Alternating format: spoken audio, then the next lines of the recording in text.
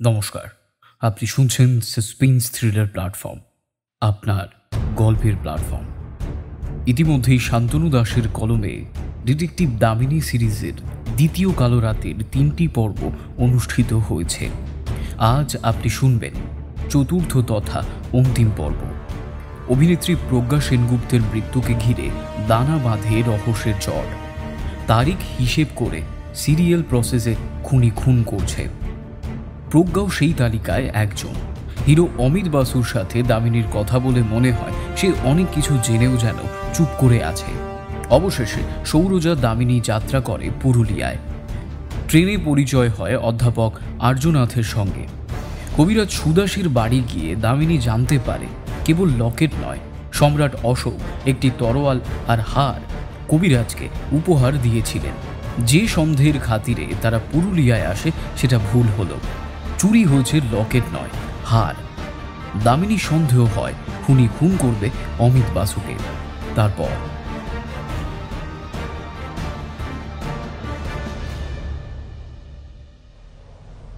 যা যা চেয়েছিলে তা সবই দিয়েছি দামিনী। দময়ন্তী দেবী বলে ওঠেন ইনচার্জ রুমে বসে। পাশের চেয়ারে রত্না বসা। রত্নার মধ্যে একটু উসখুস লক্ষ্য করছে দামিনী। সেটা জিজ্ঞেস করাতে দময়ন্তী দেবী জানান যে আজ ওর কি একটা উপোস নাকি আছে। যত সব ভোগাস জিনিস, সকাল থেকে কিছু একটা মুখেই তোলেনি, তাই বাড়িতে গিয়ে নাকি পুজো দেবে। কি উদ্দেশ্যে উপোস? দামিনী জিজ্ঞেস করতেই রত্না গম্ভীর স্বরে উত্তর দেয়, আমার মানত আছে। আপনার চাকর বোধহয় এসেছিল ঝালিদা থেকে? হ্যাঁ, থাকতে বললাম, কিন্তু কেমন যেন হুটপাট করে দুপুরেই চলে গেল। প্রজ্ঞাকে যে নার্সিংহোমে নিয়ে যাওয়া হয়েছিল সেখানকার সুপারের সাথে কথা বলে জানতে পারলাম ব্যারামেক্সিনের সিনড্রোমই প্রজ্ঞার মধ্যে ছিল। তা হাতে কাগজ কিসের? দামিনীর প্রশ্নে সৌরজা দময়ন্তীর দিকে তাকিয়ে প্রশ্ন করে, প্রজ্ঞা যে পোশাকে মারা যায় সেই পোশাক তো আপনার হাতে কেউ দেয়নি। ওই সময় প্রজ্ঞা স্টুডিওর শুটের শাড়ি পরেছিল। সৌরজা বলে চলে, শাড়ি ছিল সুপারের কাছে। উনি ভেবেছিলেন পুলিশরা যদি তদন্তের জন্য শাড়ি চেক করতে বলে তখন ফরেন্সিক ডক্টরের হাতে দেবে, কিন্তু পুলিশরা নর্মাল অ্যাটাক ভেবে তদন্ত করে। আমি শাড়ি ল্যাবে এনে পরীক্ষা করে বুঝতে পারি ব্যারামেক্সিন বাইরের দেশ থেকে না, এখানে তৈরি করা হয়েছে এখানকারই ল্যাবে। স্যাম্পল সেটাই বলছে। ব্যাস 3টে ল্যাবেই ফোন করি আর জানতে পারি গত জানুয়ারি মাস পর্যন্ত থেরাপি ল্যাবে একজন কেমিস্ট নাম মৃদুল রায় ওখানে কাজ করছিল। এই হলো স্কেচ। কিন্তু জানুয়ারির পর আর তাকে পাওয়া যায় না। বিএম কলেজের সোর্সে সে এসেছিল, কিন্তু খোঁজ নিয়ে দেখি বিএম কলেজ এমন নামের কাউকেই রিক্রুটমেন্ট করেনি। এমনকি যে সার্টিফিকেট থেরাপিতে জমা দেওয়া হয় সেটা জাল, ওটারই রিপোর্ট এই কাগজ। হঠাৎ একটা বাচ্চার শব্দ শুনতেই দামিনী চমকে ওঠে। দরজা খুলে প্রবেশ করে অম্বর। বাঁ কোলে বছর দুয়েকের অঙ্গদ। দামিনী মুহূর্তের মধ্যে চমকে ওঠে। তুই আর ওকে নিয়ে? অম্বর বলে ওঠে, তন্দা ওর বাবার ওখানে চলে গেছে, কিছুদিন ওখানেই থাকবে। আর ডাক্তার বলল অঙ্গদ নাকি এখন ভালোই আছে, তাই পক্সের মধ্যে তন্দার কাছে না থাকাই ভালো। সেজন্যই। তা ওকে সাথে করে নিয়ে চলে এলি? কে দেখবে এখানে? কেন, সর্বরই তো আমাকে নিতে আসতে বলল। মুহূর্তের মধ্যে দামিনী অম্বরের দিকে চেয়ে থেকে বলে, হাতে কি হয়েছে? বলা প্রয়োজন। অম্বরের ডান হাতের তালু থেকে কনুই পর্যন্ত ক্রেপ ব্যান্ডেজ। সৌরজা অঙ্গদকে নিজের কোলে নিয়ে দামিনীর কোলে দেয়। জানা যায় নিশ্চিন্তপুরে হঠাৎ বাইক অ্যাক্সিডেন্টে অম্বরের হাতে চোট লেগেছে। দময়ন্তী দেবী আর রত্না সবকিছু শুনে চলেছে মন দিয়ে। রত্নার যাবার উদ্রেক আগের থেকে অনেকটা বেশি। অন্যদিকে দামিনী বিষয়টা শুনে নিয়ে বলে, ওসব অ্যাক্সিডেন্ট কিচ্ছু না। গ্রামে গিয়ে বন্ধুদের সাথে বাইক নিয়ে কেরামতি দেখাতে গিয়েছিল। পেছনের চাকায় ভর করে সামনের চাকা তোলা, গাছে ওঠা, গাছের ডাল থেকে ধীরে ঝাঁপ দেওয়া। তোমাকে আমি হাড়ে হাড়ি চিনি বাবা। বয়স যত বাড়ছে লেজও তত বাড়ছে। অম্বর খচখচ করে মাথাটা চুলকে নেয়। কথাটা শুনে দময়ন্তী দেবী হেসে জানায়, বয়স কেবলমাত্র একটা সংখ্যা। ভেতরে সবাই বাচ্চা। দামিনী দময়ন্তী দেবীর সাথে পরিচয় করাতেই অম্বর হেসে নিয়ে কাছে গিয়ে বলে ওঠে, আপনি প্রজ্ঞা সেনগুপ্তর মা? Nice to meet you ma'am. মানে আপনি ডিফেন্সে কাজ করতেন? Great, please shake. কথাটা বলেই অম্বর নিজের বাঁ হাতটা এগিয়ে দিতেই দময়ন্তী দেবী বাঁ হাতের হ্যান্ডশেক করে নিয়ে বলে, আমি আপনার নাম শুনেছি। কথাটা বলতে বলতে একটা চিৎকার শোনা যায় বাইরে থেকে। সর্বরীর গলা, সে যেন বারবার কাউকে আটকানোর চেষ্টা করছে। মুহূর্তের মধ্যে ঝড়ের ন্যায় দরজা খুলে ঢুকে আসে এক মাঝবয়সী ভদ্রলোক। কেঁদে কেঁদে চোখ দুটো লাল। মুহূর্তের মধ্যে সৌরজার কাছে এগিয়ে কাঁদতে কাঁদতে বলে ওঠে, আপনি ব্রাঞ্চ ইনচার্জ দামিনী সেন সরকার? লোকটি জোর করে ব্রাঞ্চের মধ্যে ঢুকে যায়। দরজার কাছে দাঁড়িয়ে সর্বরী রেগে বলে ওঠে, ম্যাডাম আমি বারণ করেছিলাম, জোর করে ঢুকে পড়েছেন। ওই মুহূর্তে সর্বরী রত্নার দিকে তাকিয়ে কপালটা কুঁচকায়। জানা মাত্রই ব্যক্তিটি দামিনীর পায়ে হুমড়ি খেয়ে পড়ে ভেউ ভেউ করে কাঁদতে থাকে। দামিনী সঙ্গে সঙ্গে অঙ্গদকে সর্বরীর কোলে দিয়ে জানায় বাড়ি নিয়ে যেতে। ঘর থেকে অম্বর আর সর্বরী অঙ্গদকে নিয়ে বেরিয়ে যেতেই দামিনী ব্যক্তিকে শান্ত হতে বলে। ব্যক্তিটি কোনো রকমে নিজেকে সামলে নিলে দামিনী প্রশ্ন করে ওঠে, কে আপনি আর আমার কাছে কেন? আমি প্রজ্ঞার বাবা, দময়ন্তীর স্বামী। হোয়াট? দময়ন্তী দেবী চমকে চেয়ার ছেড়ে ওঠে। ঘরে উপস্থিত দামিনী আর সৌরজার কপালে বাজ পড়ে। চেয়ে আছে ব্যক্তিটির দিকে। দময়ন্তী দেবী কড়া স্বরে দামিনীর উদ্দেশ্যে বলে ওঠে, না, এ আমার স্বামী নয়। ওগো, কেন তুমি এমন বলছো? আমি মানছি আমার মতো পাপী মিনসে দুটো নেই, তাই বলে এটা বলো না যে আমি তোমার স্বামী নই। নাটক অন্য জায়গায়। সত্যি করে বলুন তো কি উদ্দেশ্য? কি আর উদ্দেশ্য হবে? আর মেয়ে ভাবলো বউ দুচ্ছাই করছে, আর কি আছে আমার জীবনে? মুহূর্তের মধ্যে কর্তা গিন্নির দরজা থামিয়ে দামিনী জিজ্ঞেস করে ওঠে, দাঁড়ান দাঁড়ান, কান্না থামান। আপনার নামটা কি? আপনি ছিলেন কোথায়? আমার নাম পরিমল। আমার নামের সাথে নাম মিলিয়ে মেয়ের নাম রেখেছিল প্রজ্ঞা। আমি খুব খারাপ মানুষ, আমায় জেলে ভরে দিন ম্যাডাম। দরকার পড়লে সে না হয় আমি ভরে দেবো, কিন্তু আপনি ছিলেন কোথায় আর আজ আমার এখানে কেন? পরিমল ধুতির কুঁচি দিয়ে চোখ মুছে নিল। তারপর বলে ওঠে,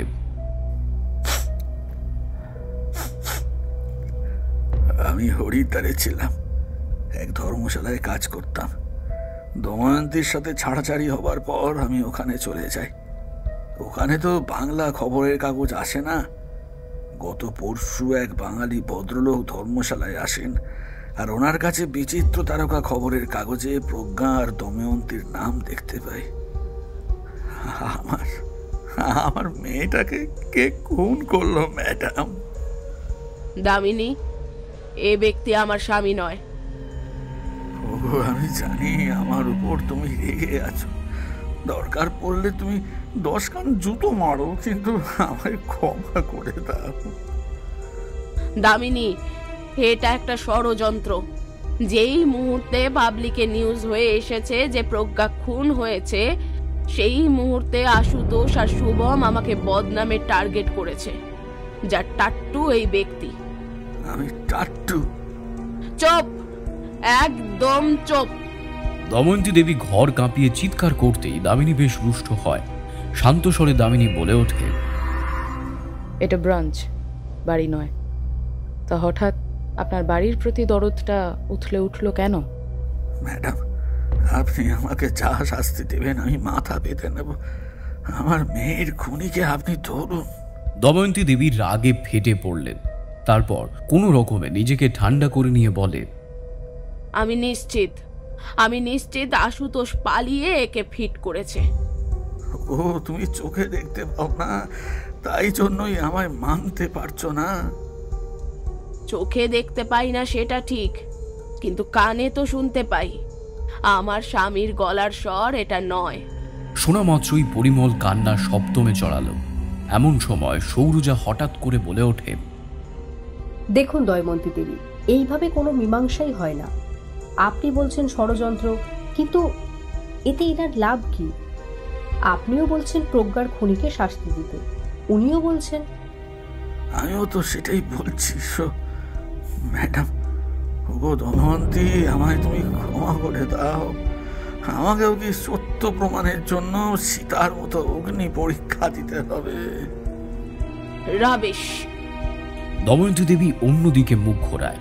সৌরজা বলে চলে, আচ্ছা দময়ন্তী দেবী, আপনার স্বামীর কোনো ছবি আছে? দময়ন্তী দেবী চিন্তা করে নিয়ে মাথা নেড়ে না করে। তাহলে একদিকে বলছেন স্বামীর ছবি নেই, অন্যদিকে বলছেন এ ব্যক্তি আপনার স্বামী নয়। আরে মশাই, কান্না বন্ধ করুন, মীমাংসা করছি তো। এ তো দেখছি মেয়ের মরা কান্না যত না দিচ্ছে, তার 10 গুণ বউয়ের শোকে দিচ্ছে। আচ্ছা দময়ন্তী দেবী, আপনার কাছে এমন কিছু আছে যেটা প্রমাণ করবে এ আপনার স্বামী নয়? দময়ন্তী চিন্তায় পড়ে। অন্যদিকে তীক্ষ্ণ নজরে দামিনী তাকিয়ে আছে পরিমলের দিকে। অন্যদিকে রত্নার উদ্রেক অনেক বেশি। হঠাৎ পরিমল বলে ওঠে, আচ্ছা আমি ঠক মেনে নিলাম। আমার ছবি না হয় দময়ন্তীর কাছে নেই, কিন্তু ওর নিজের ছবি তো আছে। বিয়ের পর একটা ছবি ও তুলেছিল, সেটা ওর কাছেই আছে। কথাটা শোনা মাত্রই দময়ন্তীর মুখ বিগড়ে যায়। দামিনী প্রশ্ন করে ওঠে, কি দময়ন্তী দেবী ঠিক বলল? উত্তরটা দময়ন্তী নয়, দিল পরিমল। বলে, সেই ছবি ওকে দেখাতে বলুন, তারপর আমি আরেকটা প্রমাণ দেব যে আমি ওর স্বামী।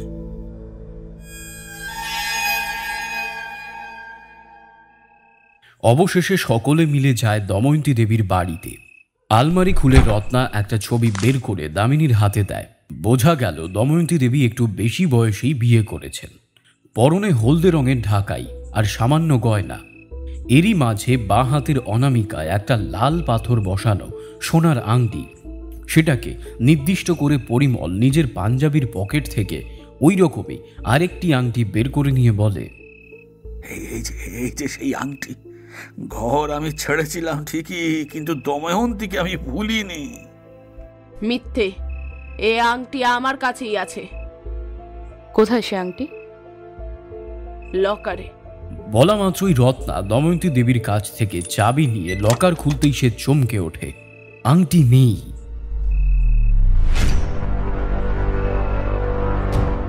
মুহূর্তের মধ্যে দময়ন্তী দেবী বলে ওঠে, নিশ্চয়ই এই ব্যক্তি চুরি করেছে। পরিমল যেন আকাশ থেকে পড়ল। কাঁদতে কাঁদতে বলে চলে, প্রমাণ দিতে গেলাম, চোর অপবাদ পেলাম। দামিনী জেরার ভঙ্গিতে বলে ওঠে, পরিমলবাবু, বিয়ে কোথায় হয়েছে? পুরুলিয়ায়। মন্দিরে? হ্যাঁ। সাক্ষী আছে? পুরোহিত, যদি না সে মারা যায়। সাল? 82। কথা বলতেই মুহূর্তের মধ্যে দময়ন্তী দেবী বলে ওঠে, জাল ব্যক্তি। বিয়ে 77-এ, প্রমাণ আমার কাছে আছে। 77-এ বিয়ের পর আমি আমার সেনগুপ্ত পদবি চেঞ্জ করাই, কাগজ আছে। কথাটা বলতেই মুহূর্তের মধ্যে দময়ন্তী দেবী বলে ওঠে। কিছুক্ষণের মধ্যেই সেই কাগজ দামিনীর হাতে তুলে দেয় দময়ন্তী দেবী। দামিনী বুঝতে পারে এইভাবে কোনো কিছুর সমাধান সম্ভব নয়, তাই আবার সকলকে নিয়ে ব্রাঞ্চে উপস্থিত হয়।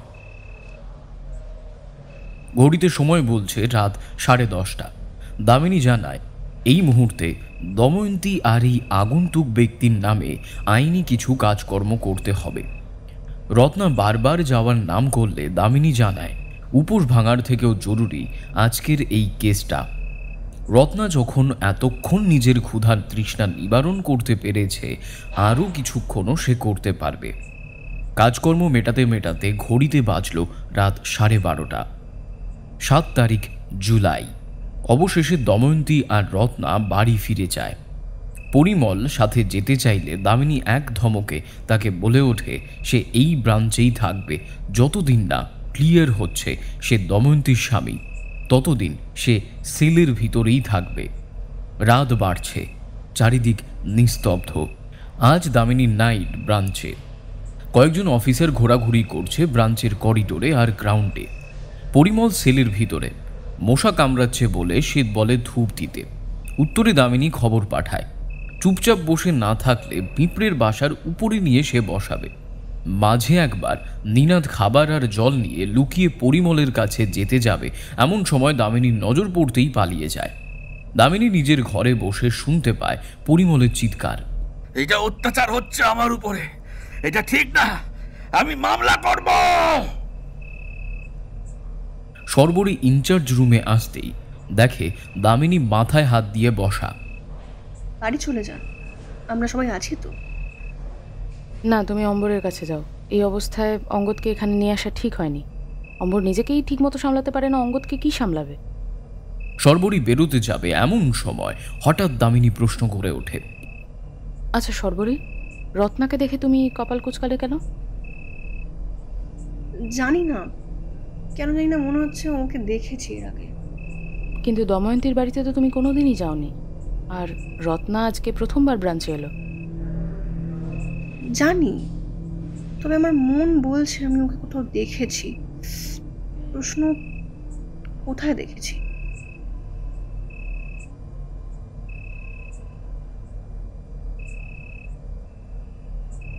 হ্যাঁ দেখছি, কিন্তু ক্লিয়ার রিপোর্ট আমি পাইনি।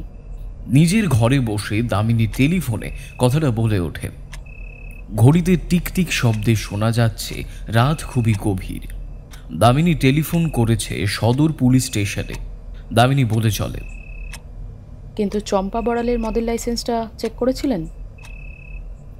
আচ্ছা আচ্ছা, তাহলে আপনি কাল সকালে পুরো রিপোর্টটা ব্রাঞ্চে পাঠান। হ্যাঁ, কি বলছেন? একটু জোরে বলুন। হ্যালো, হ্যাঁ হ্যাঁ, লাইসেন্স আর চম্পার ছবিটা মাস্ট। আমার নাইট, কিন্তু কাল ডে পর্যন্ত ব্রাঞ্চে আছি। টেলিফোন রাখতেই নিনাদ আর অম্বর দরজা খুলে মুখ বাড়াতেই দামিনী অবাক হয়। কি ব্যাপার এত রাতে? অম্বর হেসে নিয়ে দামিনীর সামনে চেয়ার টেনে বসে তারপর উত্তর দেয়, সে তো তুইও এখানে। আমার তো ডিউটি। অঙ্গদ? সর্বরীর কাছে। নিনাদ বলুক। নিনাদ সামান্য চিন্তা করে নিয়ে বলে, আমি যে মুহূর্তে খোঁজ খবর নিতে শুরু করি তখনই খুনি সতর্ক হয়। তুই যখন ঝালিদা গিয়েছিলি তখন একটা কাজ করি, আমি ওই মূর্তিকারের খোঁজ করি। যে এলাকায় ও থাকতো সেখান থেকে নজর রাখি, আর ওইখানে রত্নাকে আমি দেখতে পাই। ও যেন কারোর খোঁজ করছে। অম্বর বলে, নিশ্চিতপুর যাওয়ার আগে আমি বিনয় সান্যালের সঙ্গে দেখা করি। একটা অদ্ভুত জিনিস কিন্তু আমরা মিস করে গেছি। শুভম রায় যেমন টুপি আর সানগ্লাসটা সবসময় পরতো, তেমনি বিদ্যুৎ রায়ের স্বভাব ছিল মুখে পেন দেওয়ার। ঘটনার দিন একটা পেনও কিন্তু সে গিফট পেয়েছিল। আর অবাক করার বিষয় হলো পেনটা কিন্তু মিসিং। কথাটা শুনে বেশ চমকে ওঠে নিনাদ। জিজ্ঞেস করে, মিসিং মানে? বিদ্যুৎ রায় শো চলাকালীন মারা যায়, তারপর সেখান থেকে নার্সিং হোম? একদমই তাই। আমিও বিনয়কে সেটাই জিজ্ঞাসা করি, কিন্তু বিনয় বলে যে পেনটা নাকি ওর বুক পকেটে ছিল, আর ওর আর খেয়াল ছিল না যে পেনটা আদৌ পকেটে আছে কি নেই। নিনাদ সামান্য চুপ থেকে নিয়ে বলে ওঠে, আমি নিউজটা পড়ি বাড়িতে। ব্রাঞ্চে আসার আগে আমি অডিটোরিয়ামে যাই, তখন সবেমাত্র ফুলে সাজানো হয়েছে বিদ্যুতের বডি। অতএব আমার ধারণাটাই ঠিক। তুই যখন ইনফরমেশন কালেক্ট করছিস তখন খুনি উপস্থিত। তার উদ্দেশ্য পেন যেন কারোর হাতে না পড়ে। হতেও তো পারে বিদ্যুৎ রায়ের স্বভাব ছিল পেনটা মুখে দেবার, বিষ হয়তো তাতেই ছিল। অম্বরের কথাটা শুনেই দামিনীর মুখ গম্ভীর হয়ে ওঠে। নিনাদ দামিনীর দিকে চেয়ে বলে, অজয়নাথের ছেলে সুজয়নাথের সাথে কথা বলার পর আমার মনে হলো যে প্রতিটা ডিলারের একটা কাস্টমার লিস্ট আছে, মানে খাতা। সোনার দোকানের খাতা আনতে বলেছি, কাল সকালে নিয়ে আসবে। ও ভালো কথা, প্রতিদিন অজয়নাথ দুপুরের খাবার খেতে বাড়ি যেতেন। খুনের দিন যাননি। সুজয় দোকানে টেলিফোন করে আর অজয়নাথ বলে যে সে বাড়িতে আসবে না, রেস্টুরেন্টে খেয়ে নেবে। রেস্টুরেন্টের নাম প্লাজা, দোকানের পাশে। গিয়ে কনফার্ম করেছিলি? সে আবার করবো না। ম্যানেজার জানায় যে অজয়নাথ গিয়েছিল, সাথে একজন পুরুষ ছিল, কিন্তু ব্যক্তি পিঠ করে ওনার দিকে বসেছিল বলে মুখ দেখতে পারেননি, তবে মাথায় টুপিও ছিল। শুভম রায়? খুনিও হতে পারে, কারণ তার ঠিক 1 ঘন্টা পরই অজয়নাথ মারা যান। তাহলে খুনি খাবারে বিষ মিশিয়ে খুন করেছে। দামিনী মন দিয়ে অম্বর আর নীনাদের কথা শুনে চলেছে। বুঝতে পারছে সে একদম নদীর ধারে দাঁড়িয়ে, এবার শুধু নৌকা বাঁধার পালা। হুট করে দামিনী চেয়ার ছেড়ে উঠে দাঁড়িয়ে বলে, আমি আশা রাখতে পারি যে খুনির খুন করা ডেট ছিল আজকে, তবে খুনটা সে করতে পারেনি। অতএব সে কিন্তু এখন আহত বাঘ। কথাটা শুনে অম্বর বেশ কৌতূহলের সাথে জিজ্ঞেস করে ওঠে, আচ্ছা, এই ব্যাপারে গ্যারেন্টি দিচ্ছিস কিভাবে? উত্তরটা নীনাদ দেয়, বলে, গ্যারেন্টি এই জন্য দিচ্ছি যে খুনি যদি আন্তাবরি হতো তাহলে ডেড বসিয়ে খুন করতো না। এটা সিরিয়াল কিলার, নিজের ছকের বাইরে সে কাজ করবে না। কিন্তু খুন যে অমিত বাসুই হতো এটা কি করে? দামিনী বলে, তোর ইনফরমেশনে মনে আছে স্পট বয় বলেছিল যে শুটিং শুরু হবার আগে প্রজ্ঞা এবং অমিত বাসুর কথা চলছিল, ওই মুহূর্তে শুভম ঢোকে। তাহলে ওটা শুভম নাকি অন্য কেউ সেটা একমাত্র অমিত বাসুই দেখেছে। আমাদের বলেনি, তার কারণ অবশ্য আছে, অতি চালাকের গলায় দড়ি। হয়তো অমিত বাসু খুনিকে ব্ল্যাকমেল করার প্ল্যান করেছে অথবা করছে। খুনি কি বসে থাকবে? ওই জন্যই বললাম যে অমিতকে তুলে আনো। খুনি খুন করুক বা না করুক, শুভমের মতো গুম তো করতে পারে। তার জন্য ফিক্সড ডেটের প্রয়োজন হয় না। নামটা নেওয়া মাত্রই নীনাদ বেশ উৎসাহের সঙ্গে বলে ওঠে, দেশাইদা তো আনতে যেতে পারবে না, আমি যাই তাহলে অমিত বসুকে আনতে। নীনাদের কথা শেষ হতে না হতেই ব্রাঞ্চের একতলার থেকে পরিমলের অভিশাপ চিৎকার হয়ে বেরিয়ে আসে। আমার ঘুম আসছে না বসার জন্য, আমি বাড়ি যাব। এত অত্যাচারের কথা ছিল না। ব্রাঞ্চ ইনচার্জ মুর্দাবাদ। কখন সকাল হবে?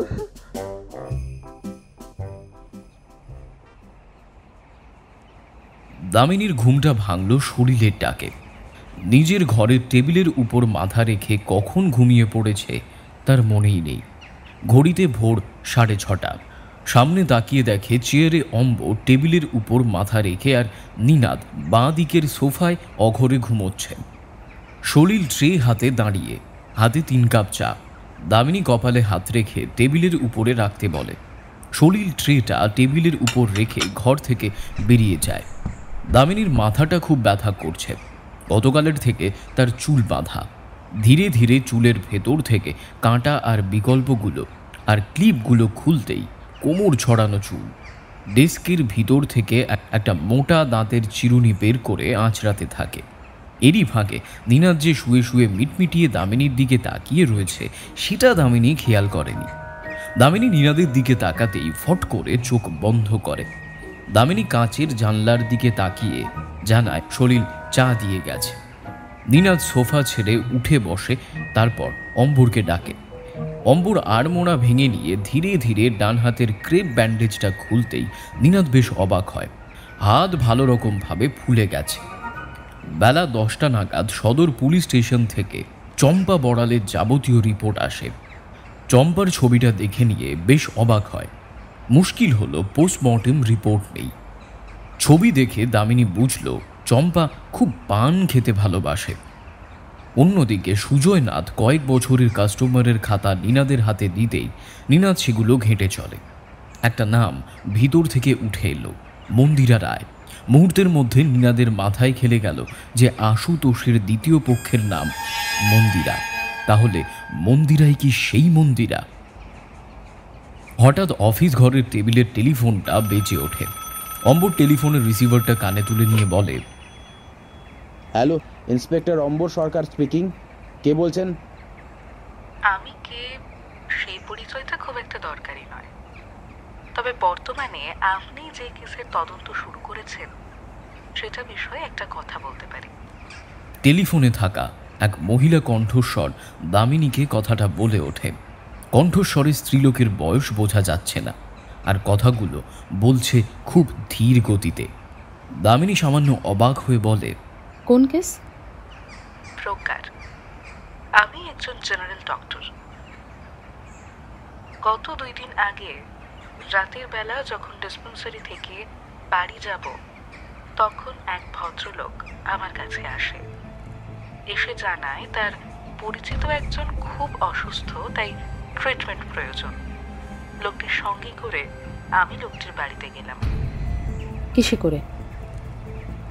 লোকটি নিজের গাড়ি নিয়ে এসেছিল। Number wrong? নম্বর খেয়াল করিনি, তবে রং কালো, নর্মাল অ্যাম্বাসাডার। সীমান্তনগর পেরিয়ে একটা যে বড় জঙ্গলটা পড়ে, সেখান থেকে গাড়ি চলতে শুরু হয়। সেটাতেই যে আমার চোখে ফাঁকি দেবার জন্য সেটা আমি বুঝতে পারি। একটা একতলা বাড়ির কাছে এসে গাড়ি থামে। বাড়ি অন্ধকার। ব্যক্তি আমাকে নিয়ে বাড়ির ভিতরে ঢুকে দেখি একটা মোমবাতি ছাড়া আর কিছুই জ্বলছে না। বুঝতে পারি একটা খাটিয়া আর তার মধ্যে কেউ একজন শুয়ে। কাছে এগোই। আমি বলি যে মোমবাতির সামনে আনতে, জিভ আর চোখ আমাকে পরীক্ষা করতে হবে। কথাটা শুনি ব্যক্তি বলে তার প্রয়োজন নেই, কেবল উপর থেকে চেক করলেই হবে। লোকটির হাতের শিরা বেরিয়ে এসেছে আর খুব কাটা ছেঁড়ার দাগ। মনে হলো লোকটির ওপর খুব অত্যাচার করা হয়েছে। আমি উপর থেকে পরীক্ষা করে ওষুধ লিখি। ঘরে একটা পচা গন্ধ নাকে বারবার আসতে থাকে। এই গন্ধ আমার পরিচিত, চামড়া পচার গন্ধ। আপনার এটা কেন মনে হলো যে প্রকার কেস? যে ব্যক্তি আমায় সঙ্গে করে নিয়ে গিয়েছিল সে আবার আমাকে অন্য পথে রেসপন্সারি নামিয়ে নিয়ে বলে প্রয়োজন হলে আবার তিনি আমাকে নিতে আসবেন আর আমার উপর তিনি নজর রাখবেন। এই নজর শব্দটা শুনেই খটকা লাগলো। নজর রাখবে কেন? এই দুদিন যাবত আমি নিউজ ফলো করি যে কোনো ব্যক্তি মিসিং কিনা। হঠাৎ প্রজ্ঞার খবরে শুভম রায় আর আশুতোষ রায় মিসিং পেলাম। সেই জন্যই আমি ব্রাঞ্চে ফোন করি। আমি নিজের নাম এই জন্যই বললাম না, কারণ আমার সন্দেহ ভুল হয় তাহলে আমার ডাক্তারি ডিগ্রিতে সেটা এফেক্ট করবে। কথাগুলো বলে নিয়ে রিসিভার নামিয়ে দেয় মহিলা। দামিনীর মুখ গম্ভীর। তারপর অম্বর আর নিনাথকে ডেকে নিয়ে কালু আর অমিতকে ব্রাঞ্চে তুলে আনতে বলে। তার সাথে সীমান্ত নগরের জঙ্গল ঘেঁটে বাড়ির সন্ধান করতে বলে। নিনাথ সামান্য অবাক হয়ে জিজ্ঞেস করে ওঠে, এই কি সেই খুনি? নিনাদ আর অম্বর কয়েকজন কনস্টেবলকে সঙ্গে করে নিয়ে সীমান্ত নগরের জঙ্গলে ঢোকে। বনানী প্রান্ত পেরোতে গিয়ে পারে একটা রাস্তা পথ চলতিতে তৈরি হয়েছে, অর্থাৎ এই পথে ক্রমাগত যাতায়াত চলে। কিছুক্ষণ হাঁটার পর সকলে এসে দাঁড়ায় একটা কাঠের একতলা বাড়ির সামনে। তালা দেওয়া, তালা ভেঙে ঘরে ঢুকতেই বিকট গন্ধ। একটা জানালা, একটা খাটিয়া, আর খাটিয়ার সামনে পড়ে রয়েছে খানকতক দড়ি, একটা আঁত পোড়া মোমবাতি, একটা জলের জ্বালা আর মাটির গ্লাস। ব্যাস, ঘরে আর কিছু নেই, সুইচ বোর্ড নেই। অম্বর কনস্টেবলদের পুলিশ ভ্যানের ভেতর থেকে টর্চগুলোকে আনতে বলে। টর্চ আনলে আলো জেলে চারিদিকে সকলে দেখতে থাকে। হঠাৎ নিনাদ খেয়াল করে কাঠের দেওয়ালের এক কোণায় মেরুন রঙের একটা কিছু, যেটা একেবারে শুকিয়ে গেছে। আলো ফেলে নিনাদ জিজ্ঞেস করে ওঠে, রক্ত? অম্বর উত্তরে বলে, না, শুকিয়ে গেলে বাদামি হতো। আমার মনে হচ্ছে পানের পিক। গন্ধটা কোথা থেকে আসছে? নিনাদের প্রশ্নে অম্বরের হঠাৎ মনে হলো জলের জ্বালার কাছে গন্ধটা তীব্র। জ্বালা ঢাকনা দেওয়া। কাছে গিয়ে গ্লাভস হাতে অম্বর জ্বালার মুখ খুলতেই ঘেন্নায় দুপা পিছিয়ে যায়। নিনাদের দশাও তাই। জ্বালার ভিতরে কুচি কুচি করে কাটা মানুষের দেহ।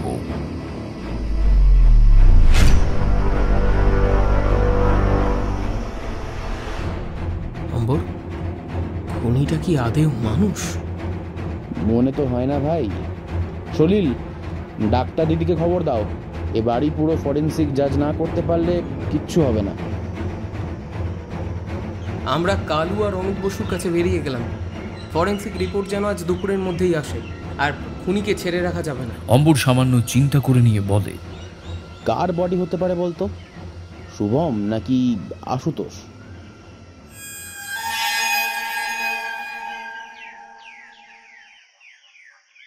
শুভম। বুদ্ধি ওর মাথা থেকেই বেরিয়েছে। নিজের বাড়ির সোফায় বসে দামিনী সৌরজাকে বলে ওঠে। সৌরজা দামিনীর সামনে টি টেবিলের উপরে একটা ফাইল রেখে নিয়ে বলে চলে, প্রচুর দম বেরোলো আমেরিকা রিপোর্ট আনতে। কি বেরোলো? তুই যেটা ভেবেছিলি সেটাই, ওই মূর্তিকার ধরা পড়ল না, তাই না? না, আমার মনে হচ্ছে এদেশে নেই, ভেগেছে। একটা রেড লাইট জারি করতে হবে মনে হচ্ছে। সর্বরি কিছু পেল? সর্বরি কয়েকটা কাগজ এনেছে ওখান থেকে। কাগজগুলো ছিল রান্নাঘরের আলুর বস্তার তলায়, খুব গোপনে। নাম চেঞ্জ করা হয়েছে, আসল নাম মন্দিরা, একটা সার্টিফিকেটে সেই নাম। তাহলে ছদ্মনামে আগমন? একদমই তাই ডাক্তার। রত্নার উপর সন্দেহ প্রথম দিন থেকেই। তার উপর সর্বরি যা জিনিস বলল ওর ব্যাপারে এবার একটু ভয়ই লাগছে। সর্বরির উপর অ্যাটাক হওয়ার চান্স আছে। বলিস কি? তবে সর্বরিকে নিয়ে আমি চিন্তা করি না, ও ম্যানেজ করে বেরিয়ে যাবে। কিন্তু ভাগ্য। কি করব? একটা নিউজ বাইরে লিক করতে হবে রত্নাকে সামনে রেখে। খবরটা কি? আর রত্না খুন করলো কেন এদেরকে? মোটিভটা কি?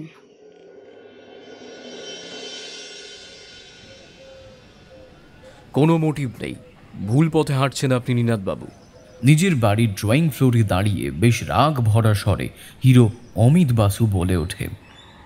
গোটা 6 কনস্টেবলদের সঙ্গে করে নিয়ে অমিত বাসুর বাড়ির খানা তল্লাশি করার হুকুম নিয়েছে নীনাদ। কথা মতো কনস্টেবলরাও বাড়ি পুরো উথাল পাথাল করে ছেড়ে দিচ্ছে।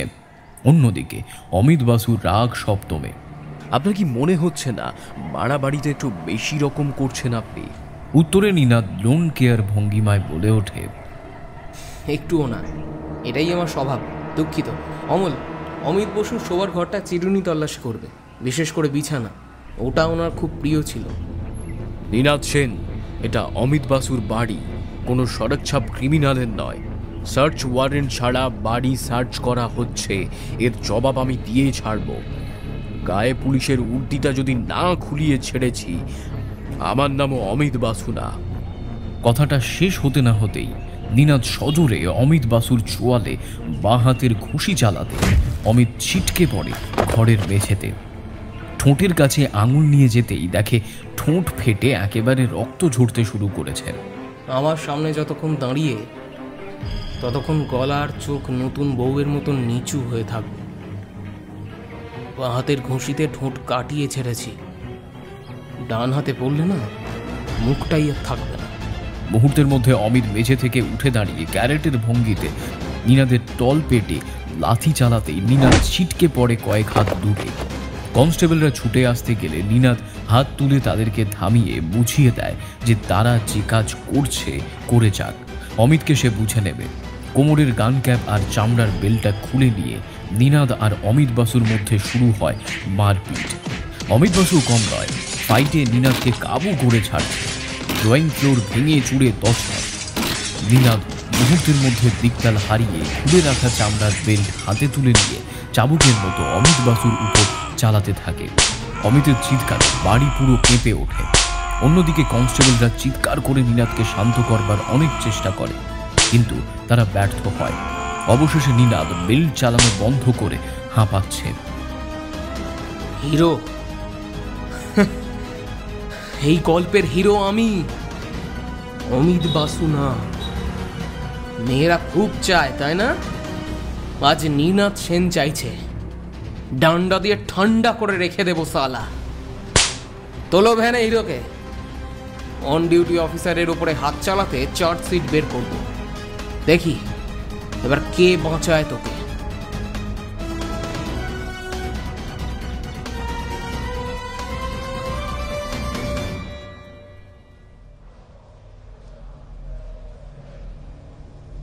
কেউ বাঁচাবে না কালু বড়াল, কেউ বাঁচাবে না। তাই সত্যি কথাই বলো। অম্বর ব্রাঞ্চের জেরা ঘরে কালুকে বসিয়ে গম্ভীর স্বরে বলতেই কালু ভয়ে কাঁপতে থাকে। অন্যদিকে অম্বর বলে চলে, রত্নার সাথে এত দেখা সাক্ষাৎ কিসের? চম্পা পান খেত, খুনের আগে সে পান খেয়েছিল। পানেই তো বিষ ছিল, তাই তো? স্যার, স্যার আমি খুন করেছিলাম ওইটা। চুপ! ফের মিথ্যে কথা বললে কানের তলা একেবারে সপাটে দেব। বল সত্যি করে, চম্পাকে কেন খুন করেছিস? আর রত্নার সাথে এত পীড়িত কিসের? স্যার, স্যার আমাকে তুই মারক বইটা, কিন্তু চম্পাকে আমি মানিক নাই। মদের লাইসেন্স মন্দিরার নামে? তা কে এই মন্দিরা? আমি জানি নাই ওইটা মদের দোকানের লাইসেন্স লাগে, এটা জানতাম বইতে, কিন্তু সম্ভব কার কাছ থেকে ওটা এনেছিল আমি জানি নাই স্যার। রত্না? কালু বড়াল চুপ করে যায়। সে এদিক ওদিক বারবার তাকাতে থাকে। অম্বর কালু বড়ালের জামার কলার চেপে ধরে চেয়ার ছেড়ে উঠে দাঁড়িয়ে বলে, এ কালু, মাথা গরম করাস না আমার। আমি কিন্তু ঠান্ডা মাথার মানুষ, মারধর খুব একটা একদম পছন্দ করি না, কিন্তু যদি খোপরি বিগড়ায় না তাহলে কিন্তু তোর বিপদ। তোরই বন্ধু বান্ধব বলেছে যে রত্নার সঙ্গে তোর নাকি খুব খাতির, কটেজের ভিতর পানের পিক পাওয়া গেছে। যদি একবার রিপোর্টে আসে যে ওটা তোর মুখ থেকে বেরিয়েছে, তাহলে তোর লাইফের গ্যারেন্টি আমার হাতে নেই। যাকে তোর ভাষায় বললে হবে, আমার হাতে কিছু করাইলাই বইটা, বুঝলি? অতএব সত্যি করে বল, রত্নার সঙ্গে কি প্ল্যান করছিলি?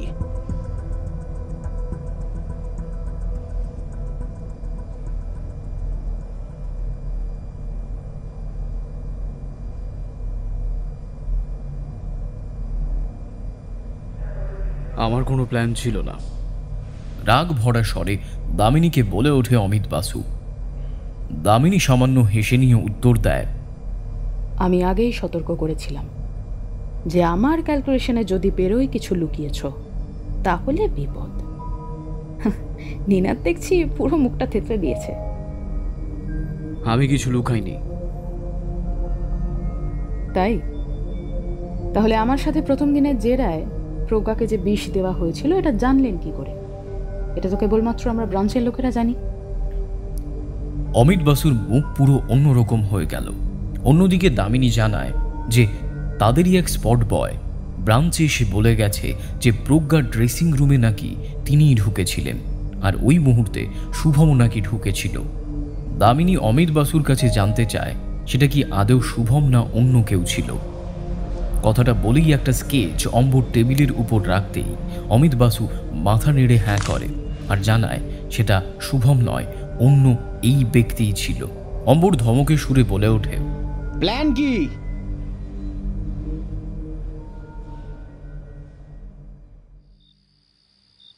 প্ল্যান? না না না, এ ভুল দামিনী, রত্না এ কাজ করতে পারে না, ভুল হচ্ছে তোমার। দময়ন্তী দেবী দামিনীকে বলে ওঠে। দামিনী দাঁড়িয়ে দময়ন্তী দেবীর বাড়িতে, সাথে কয়েকজন লেডি কনস্টেবল। রত্না ক্ষিপ্ত নজরে তাকিয়ে দামিনীর দিকে। দামিনী বলে চলে, প্রজ্ঞা, অজয়নাথ, চম্পা বড়াল, বিদ্যুৎ রায় এবং শুভম, এদেরকে খুন করার অভিযোগে রত্নাকে গ্রেফতার করছি। খুন করে আমার লাভ কি? রত্না প্রশ্ন করতেই দামিনী হেসে উত্তর দেয়, কালু কাস্টাডিতে, সামনে চলো, সব ক্লিয়ার করে দেবো। আপনিও চলুন দময়ন্তী দেবী। আর একটা দুঃখের কথা রত্না তোমাকে জানাই, কালু তোমার দ্বিতীয় বাড়ির কথা, মানে সীমান্তনগরের জঙ্গল বাড়ির ব্যাপারে কিন্তু আমাদের বলে দিয়েছে। সেখান থেকে শুভমের বডি আমরা পেয়ে গেছি। তাই আমার প্রশ্ন এখন একটাই, আশুতোষ কোথায়? ব্রাঞ্চের ঘর তোলপাড় দামিনীর হুঙ্কারে। রত্না ঠায় দাঁড়িয়ে। সকলে একদৃষ্টে চেয়ে আছে রত্নার দিকে। কেবল দময়ন্তী চেয়ারে কপালে হাত দিয়ে বসা। হঠাৎ চুলের মুঠি ধরে অম্বর কালুকে সামনে আনতেই কালু কাঁদতে কাঁদতে বলে ওঠে,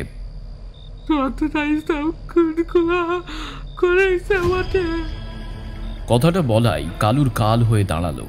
মুহূর্তের মধ্যে খ্যাপা বাঘের ন্যায় রত্না লাফিয়ে কালুর গলা চিপে মেঝেতে চেপে ধরে। কালুর ধরফরানি শুরু হয়। সর্বরিয়া সৌরজা কিছুতেই ঝাড়াতে পারছে না। অবশেষে নিয়ম ভেঙে অম্বর আর নিনাদ রত্নার হাত ধরে কালুকে ছাড়ানোর চেষ্টা করে, কিন্তু মুহূর্তের মধ্যেই কালুর শরীর শিথিল হয়ে পড়ে। রত্না সকলের সামনে কালুকে খুন করে উঠে দাঁড়ায়। শান্ত স্বরে বলে, সবাই মিলে আমাকে ধোঁকা দেয়। চুরির পরে লকেট কোথায় সেটা আমাকে কিছুতেই জানাচ্ছিল না, তাই খালাস। আমিও লকেট ভোগ করলাম না, তো তোদেরকেও করতে দিলাম না। সব খুন ছদ্মবেশে, ছেলে সেজে, কারণ ছেলের গলা নকল করতে জানো। হ্যাঁ। আর ঝালিদা যাওয়ার সময় আর্যনাথ হয়ে তুমিই তো এসেছিলে। ওই আঙুল ভাঙার নাটক করেছিলে কারণ ওই আঙুলে পোড়ার চিহ্ন।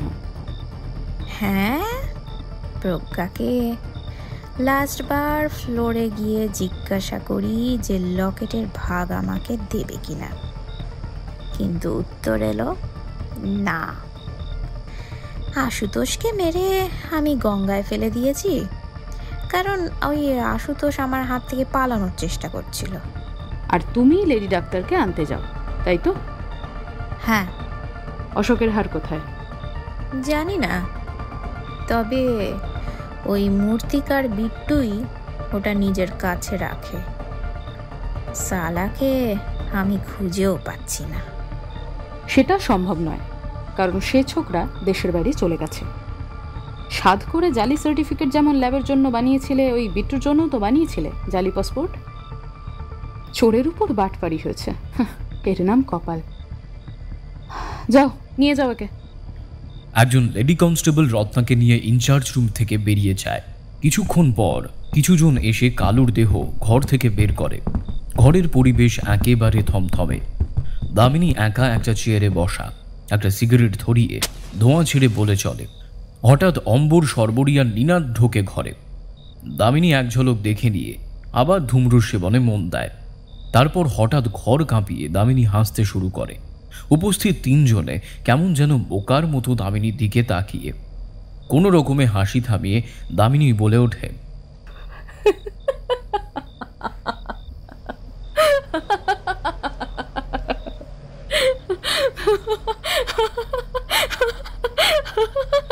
বেচারা অমিত বাসু ফোকটা নিনাদের হাতে বাটনা বাটা হলো। নিনাদ হেসে নিয়ে উত্তর দেয়, আমি ভেবেছিলাম এবারেও রেগে যাবি। না। অম্বর সামান্য কপাল কুঁচকে নিয়ে বলে, কেসটা কেমন ভাবে যেন শেষ হলো। হুট করে কেস এলো, হুট করে খুনি ধরা পড়লো। দূর, কেমন একটা লাগছে। দামিনী চেয়ার ছেড়ে উঠে দাঁড়ায়। তারপর তিনজনের দিকে তাকিয়ে বলে, না, গল্প এখানে শেষ নয়। ক্লাইম্যাক্স আমার হাতে। লেখক এইবার ওই দায়িত্বটা আমাকেই দিয়েছেন। সর্বরি, তুমি একটা কাজ করো। দময়ন্তী দেবীর মনের অবস্থা কিন্তু খুবই খারাপ। প্রজ্ঞার পর রত্নাই ওনার মেয়ের জায়গা নিয়েছিল, আজকে এসেও গেল, তাই ওনার সান্ত্বনার খুব প্রয়োজন। তুমি আমার গাড়িটা নিয়ে ওনার বাড়িতে যাও, আর আজকে মধ্যরাতে ওকে আমার বাড়িতে নিয়ে এসো। ও ড্রাইভার রথিন নাকি কয়েকদিনের জন্য দেশে গেছে, সো তুমি নিয়ে এসো। ক্লাইম্যাক্স এইবার হবে। আমরা যদি না, এই গল্প শুরু হয়েছিল সর্বরীকে দিয়ে, শেষ সর্বরীই করবে। দময়ন্তী দেবী আমার সঙ্গে দেখা করার জন্য অনেক কাঠখড় পুড়িয়েছেন, তাই এইবার ক্লাইম্যাক্সে কেবল আমরা দুজনেই থাকব। শেষটা সর্বরীই করবে।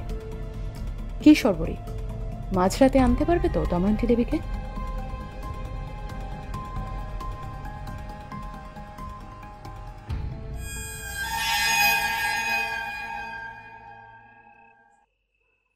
ঘড়ি ধরে ঠিক রাত 12টায় সর্বরী দামিনীর গাড়িতে দময়ন্তী দেবীকে দামিনীর বাড়ির গেটের সামনে এনে দাঁড় করায়।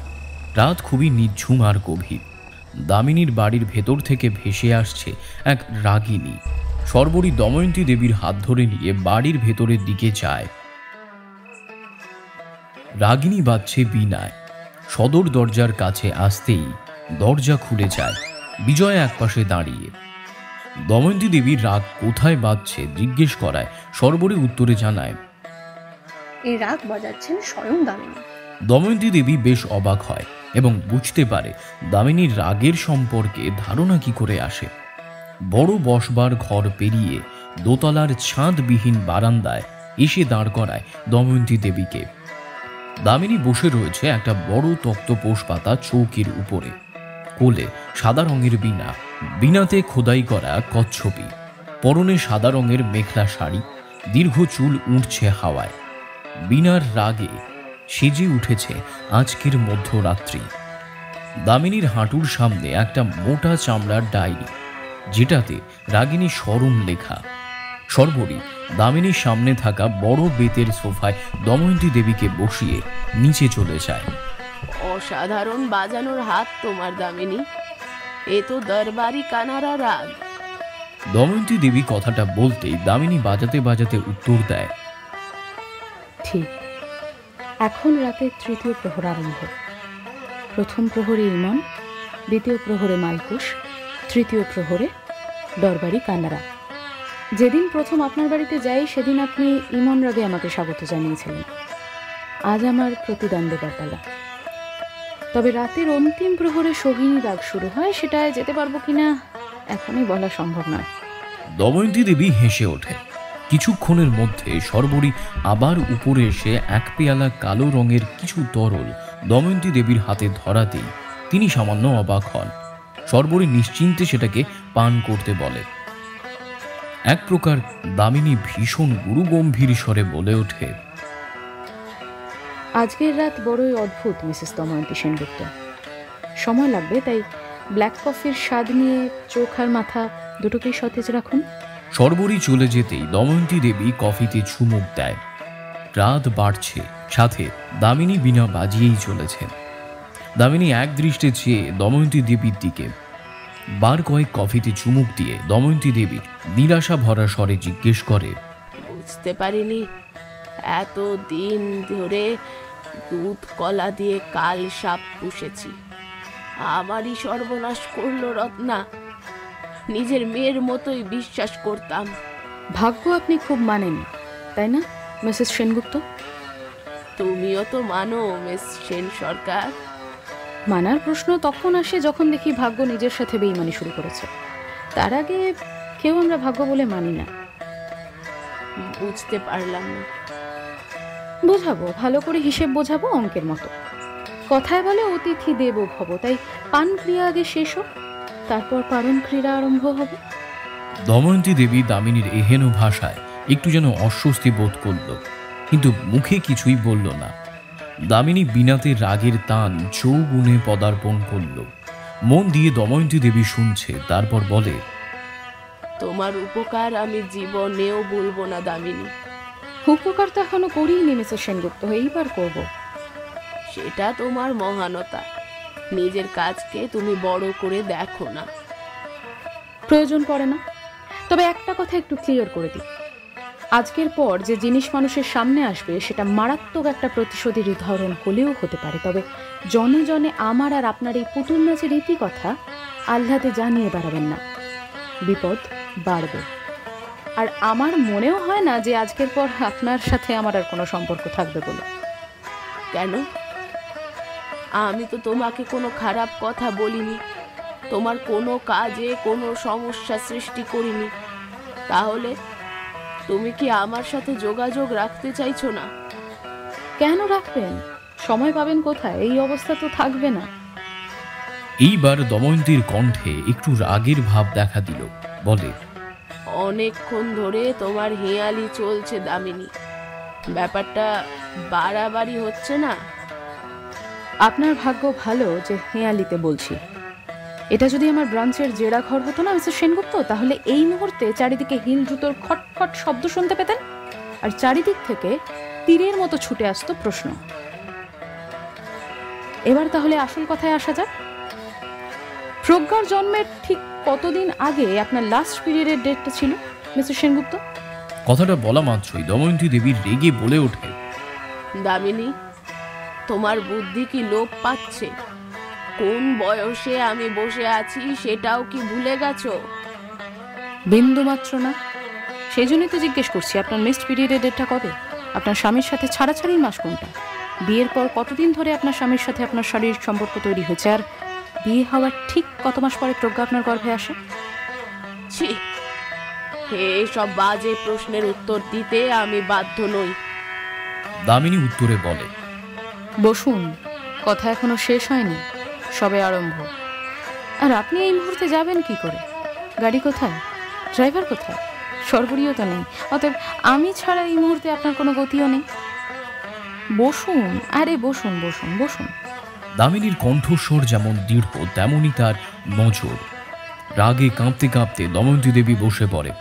দামিনী আগের মতো আবার জিজ্ঞেস করে ওঠেন, so come to the point, ডেটটা কবে? তুমি অহংকারে এতটা নিচে নেমে গেছো যে কাকে কোন কথা বলতে হয় সেটার হিতাহিত জ্ঞানটা পর্যন্ত হারিয়ে ফেলেছো। এই প্রশ্নটা করা মানে আমার চরিত্র নিয়ে তুমি কথা তুললে।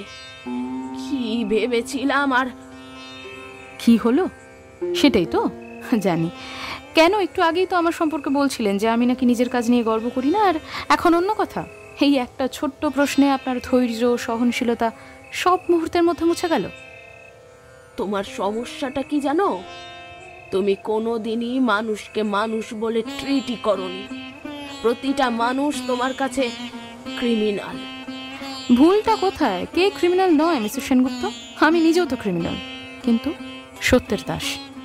কি প্রমাণ করতে চাইছো? হ্যাঁ, কি বলো? এটা তো আপনি বুঝতেই পারছেন যে আমি এটা ধরে ফেলেছি প্রজ্ঞা আপনার মেয়ে না। বাজে বকছো তুমি দামিনী সেন সরকার। কি করে হয় মিসেস দময়ন্তী সেনগুপ্ত? বিজ্ঞান তো সে কথা বলছে না। আপনি পদে পদে মিথ্যে বলে গেছেন। উদ্দেশ্য একটাই, আশুতোষের থেকে প্রতিশোধ, কারণ আপনি আশুতোষের দ্বিতীয় স্ত্রী। বিনার রাগ এইবার অন্তিমে। রাগ তিলন্যায় প্রবেশ করেছে। দময়ন্তী দেবীর মুখ রাগে ফেটে পড়ছে। রাতের নিঝুম আধার ভেদ করে তিল্লানা রাগিনী উচ্চস্থানে নিজের পরিচয় প্রকাশে উন্মুখ। সব্যসাচীর ন্যায় দামিনীর দুহাতের আঙুল আর কথা একসাথে চলেছে। পাগল হয়ে গেছো তুমি। দময়ন্তী দেবী কথাটা বলতেই দামিনীর হাঁটুর সামনে থাকা একটা ডায়েরি দময়ন্তীর দিকে ছুঁড়তেই দময়ন্তী দেবী সেটা লুফে নেয়।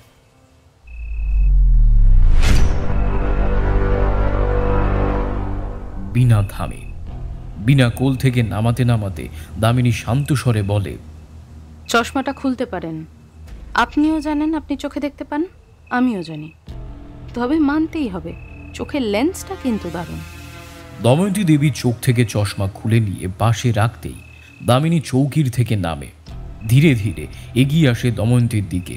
তারপর গম্ভীর স্বরে বলে চলে, মনে আছে আমি আপনাকে বলেছিলাম প্রাক্তন স্ত্রী হোক কি প্রেমিকা, সে হলো মহাজনের মতো।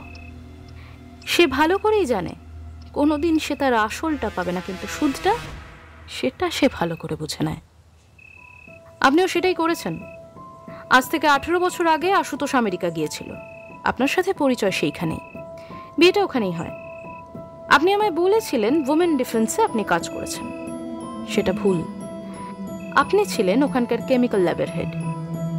প্যারামেক্সিন কিভাবে তৈরি করতে হয় আপনি সেটা ভালো করেই জানেন। অতএব বাইরে থেকে নয়, আপনি এখানকার ল্যাবে বসেই প্যারামেক্সিন বানিয়েছিলেন। আপনি বললে ভুল বলা হবে, কারণ রত্নার নামে ল্যাবের কার্ড আর প্রসেস আপনিই করে দিয়েছিলেন।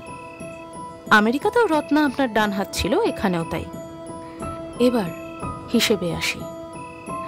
আপনার নিশ্চয়ই মনে আছে আপনি জোর দিয়ে বললেন আপনার বিয়ে হয়েছিল 77-এ। যদিও সেটা বের করেছিলাম হুট করেই। প্রজ্ঞা যে বয়সে মারা যায় সেটা 24 বছরে। তাহলে 18 বছরের বিবাহিত জীবনে 24 বছরের মেয়ে কোথা থেকে এলো দময়ন্তী দেবী? হ্যাঁ হ্যাঁ, আশুতোষ আমার স্বামী। তবে ওই ব্রাঞ্চে আসা পরিমল নামের ব্যক্তি আমার স্বামী নয়। হ্যাঁ জানি, উনি আমার লোক ছিলেন, অমৃত দেশাই। আর আমার উদ্দেশ্য ছিল যেন তেন প্রকারে 6 জুলাই আপনাকে আটকানো। কথাটা শোনা মাত্রই দময়ন্তী কাঁপতে থাকে, তবে এইবারে রাগে নয়, ভয়ে। কি ভেবেছিলেন ডেট দিয়ে খুন ধরতে পারবো না? আরে মিসেস সেনগুপ্ত, এরকম অঙ্কের খেলা ক্লাসরুমে বসে বন্ধুদের সঙ্গে খেলে এসেছি। তবে হ্যাঁ, এটা মানছি জীবনে অনেক ক্রিমিনালের সাথে আমার বোঝাপড়া হয়েছে। তাদের থেকে আপনি বেস্ট। যেমন অ্যাক্টিং তেমন আপনার বাঁধা ছক। খেলে সত্যি বলতে মজাই পেয়েছি। কিন্তু বল এবার কোর্টে। গোল দেবার সময় এসে গেছে। একটা একটা করে গোল দিচ্ছি, গুনতে থাকুন। আপনার স্বামীকে কবে বিয়ে হয়েছিল এটা আপনার জবানবন্দি ছাড়া কিছুতেই বের করতে পারতাম না। তাই ইচ্ছাকৃতই আমার কলিগকে আপনার স্বামী সাজিয়ে দাঁড় করাই। আংটি আর ল্যাবের কাগজ বের করে আনি সর্বরীর হাত দিয়েই, আপনারই বাড়ি থেকে। একটা বিষয়ে আমার বারবার খটকা লাগছিল, আর সেটা হলো আপনার দৃষ্টি। অন্ধ হওয়াটা নাটক লাগছিল। এটা ধরতে পারলাম অম্বর যেদিন আমার ঘরে আসলো। মনে পড়ে অম্বরের সাথে হ্যান্ডশেক? অম্বরের ডান হাতে ব্যান্ডেজ, তাই সে নিজের বাঁ হাতে গিয়ে দিয়েছিল। মুখে কিন্তু সে একবারও বলেনি, কিন্তু আপনি বাঁ হাত তুলে হ্যান্ডশেকটা করলেন। এটা তখনই সম্ভব যখন ব্যক্তি চোখে দেখতে পায়। আর সেদিন আপনার বাড়িতে সুপের উপর মাকড়সাটা আপনি ইচ্ছে করেই রেখেছিলেন যাতে আপনি যে চোখে অন্ধ এটা প্রমাণ করতে পারেন। তবে ভাগ্য এখানেও খেলা খেলে দিল, বাস তাতেই সব ক্লিয়ার। আশুতোষের চতুরঙ্গ ছবিটি ফিল্ম সিলভার প্রাইজ পায়। সেটা আনতে আশুতোষ ৭৭-এ আমেরিকা যায়, আর সেখানেই আপনার সাথে পরিচয় হয় ফিল্ম ফেস্টিভ্যালে। ইতিমধ্যে আশুতোষ আর সুশীলার ডিভোর্স হয়ে গেছে। আপনি আশুতোষকে ভালোবেসে বিয়ে করলেন, কিন্তু এদেশে এলেন না। ওখানে থাকতেই আপনি আশুতোষের প্রথমা স্ত্রী সুশীলাকে টেলিফোন করেন। একটি বিশেষ কারণ আছে, সেটাতে পরে আসব। আশুতোষ ফিরে এলো দেশে। আপনিও এলেন ঠিক 5 বছর পর। এর কারণ আলোক বিজ্ঞান নিয়ে আপনি কাজ শুরু করেছিলেন, যার ভুল রিসার্চে আপনার চোখটা চলে যায়। সাথে এলো রত্না, আপনার রাইট হ্যান্ড। রত্না খোঁজ খবর নিয়ে জানালো আশুতোষের চরিত্র ঠিক নয়। আপনি দেখলেন আশুতোষ নিজের খেয়ালে ব্যস্ত। আপনি আশুতোষের সঙ্গে দেখা করলেন আর ওই বাড়িতেই উঠলেন। শুভমের বয়স তখন 16, অতএব একমাত্র শুভমই এমন যে আপনাকে চিনত। এইবার শুরু হলো আপনার আর আশুতোষের দাম্পত্য কলহ। বিষয় সন্তান। অবশেষে আপনি আশুতোষকে ছেড়ে চলে গেলেন পুরুলিয়ায়, কিন্তু ডিভোর্স আপনাদের হয়নি। আমার মনে হয় সেটার বিশেষ কারণ আইনি মতে আপনাদের বিয়েটাই হয়নি, যার জন্য এই বিষয়ে কোনো জোরও আপনি দেননি। চোখের চিকিৎসা চলছিল আর সুযোগও এসে গেল। ল্যাবের একটা মোটা টাকা আপনি ডোনেশন পেলেন, আর সেটা দিয়েই আমেরিকায় চোখ অপারেশনটা করিয়ে ফেললেন। আপনি দেশে ফিরে এলেন অপারেশন করিয়ে। এই মুহূর্তে আপনার বাড়িতে কাজ করত চম্পা বড়াল, যার একটি মেয়ে ছিল। আপনি চম্পাকে বুদ্ধি দিলেন যে তার মেয়েটিকে আপনি নিজের মেয়ের মতোই মানুষ করবেন। পরিবর্তে চম্পার টাকা উপার্জনের রাস্তা আপনি ক্লিয়ার করে দেবেন, আর সেটাই আপনি করলেন। আপনার রেকর্ড ভালো, তাই মডেল লাইসেন্সটা বের করতে আপনার কোনো সমস্যাই হলো না। বসিয়ে দিলেন চম্পাকে টাকার অঙ্কে। চম্পাও ভাবলো মেয়েও ভালো ঘরে মানুষ হবে, আর আমারও একটা গতি হবে, তাই প্রপোজালটা না নেওয়াটা মূর্খামি। প্রজ্ঞা ধীরে ধীরে বড় হতে শুরু করলো। আপনার উদ্দেশ্য ছিল প্রজ্ঞাকে আশুতোষের কাছে পাঠিয়ে তাকে নষ্ট করার। আমি প্রথমে গন্ডগোল করি ওই অশোকের হারটা নিয়ে। ভেবেছিলাম এই হার দিয়েই সবাই এক সুতোয় বাঁধা, কিন্তু না, এখানে দুটো ঘটনা ঘটে গেছে। এইটা ছিল প্রজ্ঞার প্ল্যান, মানে চোরের উপর বাটপাড়ি। আশুতোষের কাজ কিরকম আপনি জানতেন, প্রজ্ঞাকে সেইভাবেই তৈরি করলেন। আপনার সাথে অজয়নাথের সম্পর্ক ভালো ছিল, কারণ আপনি ছিলেন তার সোনার কাস্টমার। অতএব প্রজ্ঞার ফিল্মে নামার ব্যাপারে অজয়নাথের কাছে আপনি যান। এইবার প্রজ্ঞার হাই প্রোফাইল তৈরি করার জন্য আর একটা ধাপ আপনার প্রয়োজন। খবর এলো আশুতোষ আর পারমিতার। আপনি পারমিতার সম্পর্কে খোঁজ নিয়ে জানলেন বিদ্যুৎ রায়ের কথা, এবং ভেবে দেখলেন শত্রুতে শত্রুতে বন্ধু। বিদ্যুৎ রায়ের কাছে গিয়ে বললেন আশুতোষের চরিত্র সম্পর্কে। বিদ্যুৎ রায় প্রথম থেকেই পারমিতার জন্য বিরহপক্ষী, তাই তাকে পাঠ পড়াতে খুব একটা অসুবিধা আপনার হলো না। আপনি নিশ্চয়ই গিয়ে বলেছিলেন প্রজ্ঞা যদি আশুতোষের হাতে পড়ে তাহলে আশুতোষ চাইবে প্রজ্ঞাকে নিজের করতে। তখন পারমিতা সেটা বুঝতে পেরে আবার বিদ্যুতের কাছে ফিরে আসবে। এই টোপে বিদ্যুৎ পা দিয়ে দিল, প্রজ্ঞাকে আশুতোষের ফিল্মে চান্স করালো। এতদিন প্রজ্ঞা ছিল আপনার হাতের পুতুল, কিন্তু আপনার গন্ডগোলটা করে দিল শুভম রায়। আশুতোষকে ফাঁসাতে গিয়ে প্রজ্ঞা সত্যিকারের ভালোবেসে ফেলল শুভমকে। আপনি বিপদে পড়ে গেলেন।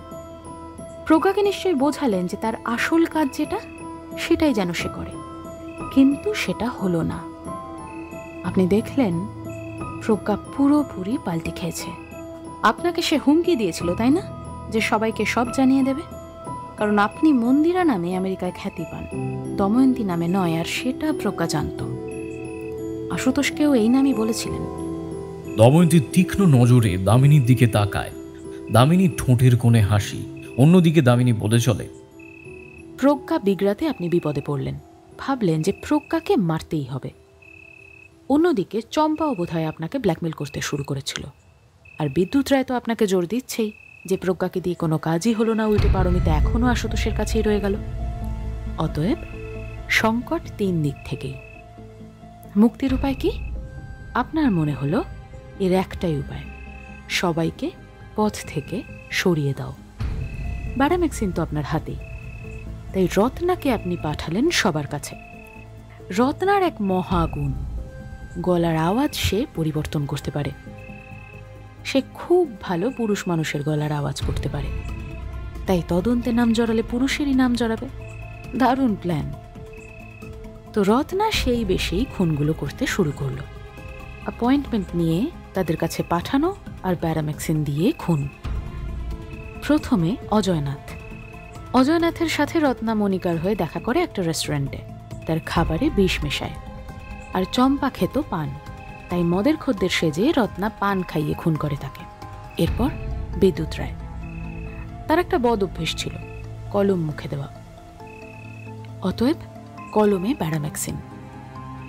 ডিরেক্ট ব্যারামেক্সিন জিভে লাগায় বিষ তাড়াতাড়ি কাজ করে ফেলেছিল তার ক্ষেত্রে, নইলে শোয়ের শেষেই বিদ্যুৎ রায় মরত। অঘটনটা ঘটল এই জায়গায় এসে। আমার কলিগ নিনাদ আপনার খুন করার টেকনিকটা ধরে ফেলল। খবর ছুটল আপনার কাছে, তাই প্রজ্ঞাকে খুন করবার পর আপনার সামান্য ভয় লাগতে শুরু করলো। তাই জন্য আমার কাছে প্রজ্ঞার কেসটা নিয়ে এলেন, যাতে আপনার প্রতি আমার সন্দেহটা না যায়। আর পুলিশ কতদূর এই কেসে তদন্ত করছে সেটাও আপনি জানতে পারবেন। মানে দারুণ একটা প্ল্যান করে ফেললেন। কিন্তু আমার সন্দেহটা কোথায় হলো জানেন? প্রজ্ঞার খুনের ঠিক 10 দিনের মাথায় আপনি আমার কাছে এসেছিলেন। একটু ভেবে দেখুন দময়ন্তী দেবী, যে মায়ের সন্দেহ যে তার মেয়ে খুন হয়েছে, সে সদর পুলিশের কাছে না গিয়ে ব্রাঞ্চ পুলিশের কাছে আসবে? খুব অবাস্তব এটা আমার কাছে। এবারে আসে অন্য আর একটা কথায়। অশোকের লকেটের ব্যাপারে আপনি জানতেন না, সেটা কোনো রকমে জেনেছিল রত্না। আপনি ভাবলেন খুনের মাঝে যদি হার আর লকেট আপনার হাতে আসে, তাহলে একটা মোটা অঙ্কের টাকা আপনার হাতে আসবে। মানে লোভ আপনার বাড়তে বাড়তে কোন সীমায় পৌঁছেছিল। সেই জন্যই বিদ্যুৎ রায়ের পর আপনি শুভমকে তুলে নিলেন, মারলেন না। ডেটটা মেইনটেইন ঠিকই করেছিলেন।